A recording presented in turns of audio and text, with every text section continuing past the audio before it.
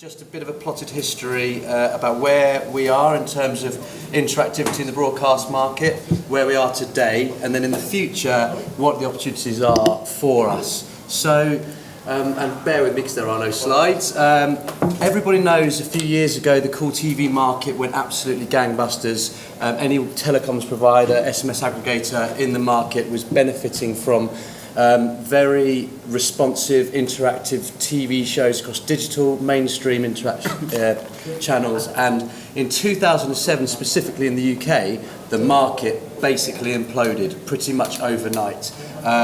Massive fines to the broadcasters, many aggregators and telecoms companies dragged through the mire in what was ultimately very aggressive production services around telephony and premium rate services, and not really catering for compliance. So that caused a big problem. Where did that leave everybody and the broadcasters? There was a general consensus. A lot of people believed that at that point there was no money in interactivity with the broadcast market. People seem to think that actually X factor voting has gone or is changing or whatever it might be, and therefore the revenues have gone. Quite to the contrary, what actually happened is some of the broadcasters did pull out, yes, but many of them took a step back, went back to the drawing board about how they run these services, and they basically brought them back, softly, because it is such a large revenue driver. And since the reinstatement of those, which was at the back end of 2007, up to about 2012, 2013, they just became more and more optimised, more and more effective, and the market actually grew somewhere in the region of 200% to 300% over that time. Now you're seeing over the last year in particular the likes of Channel 4 and various other digital broadcasters starting to introduce these to the market, which is really exciting for us as an industry because confidence is back. It has taken 7 years, it has been a nightmare through that, and the whole way you run these services is a million times different to it was 10 years ago. But what's happened today, the present day you've got the likes of ITV and Channel 5 that have optimised interactivity. They know the great prize is to give away at the right tariff, at the right time in the TV show, with the right presenter saying it, with the right messages going on air, with the right messages in the bounce back, to create as much optimisation within what they've got as possible. What they can't control is a pure economics thing, is there is only X amount of percent of people of the audience who are going to play. We all know that's the world we live in. You get a percentage of your audience who are going to play something that you see. And the audiences are fragmenting in media and broadcast. You know, Adam talks about print and where that's going digital. Broadcast has got the challenge of on-demand, many channels, and you know, Top of the Pops would have got 20 plus million 20 years ago watching it. The X Factor final will be lucky to get 10 million this year, and therefore interactivity has hit a sort of utopian place where it can't grow any bigger because it can't get any more audiences in it. So what does that mean though?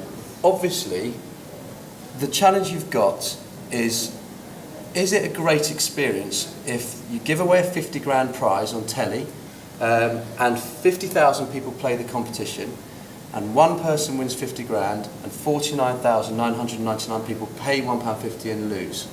Generally, I think, personally, that's not really a great experience. The broadcasters have not as yet worked out that actually they've embraced 50,000 brand advocates for something going on their screen. They don't do anything with that data. They don't drive them to the player, which is a hugely invested part of their business. So you've got a mobile user using their mobile to interact with the show, and they're not driving them to the thing they're spending all their money on. There's a really big disconnect in these businesses that we need to address. And that, for me, is huge in terms of opportunities around, well, you as an organisation is used to commercial revenues and advertising and sponsorship. You as an organisation is used to ingesting all this data and getting your people interacting with your stuff, so let's do something with it. I do think there's an opportunity around sponsorship, interactive marketing, rewards, and those things haven't yet come together. To put it into picture, when we send out outbound marketing communications to relevant groups in SMS for high value shows, we get 40 to 45% of the people responding within about 20 minutes of the outbound push. I mean, that is incredible in anyone's book. And when you go into other markets, they can't believe that that is a metric that actually is achieved, but it absolutely is. So, the future. Adam touches on, you touched on paywalls, and obviously James has mentioned it as well. I'm a big believer in this. It's actually the aggregation business's challenge now. We all blame the media companies, we all blame the mobile operators or blame compliance. Candidly, if you get in front of the right people and explain it in the right way, you can do it, and they do want to do it. I've got one example of a broadcaster I can't mention that we launched mobile payments alongside PayPal for catch-up, for 50p catch-up clips. They did not want to go down mobile payments at all. They were adamant they were not going to do it. They said it's rubbish. The digital man there had come from a digital world. He said PayPal's so converged, the conversion of PayPal brilliant. I managed to convince them to put mobile payments next to PayPal. In the first month, 91% of every transaction was on payments, on mobile payments, and 9% was PayPal. And he just turned around and said, I'm so glad we did that. And I do fear, and in ITV's example, I'm really worried, the challenge we have as an industry is if it doesn't work, if ITV Player doesn't work, if £3.99 through credit card is not working, and eventually, I know what these people do, they go, people don't want to pay for our content, and then they just ditch it and go back to a free model with advertising around it, and then we will never get that opportunity to get in there.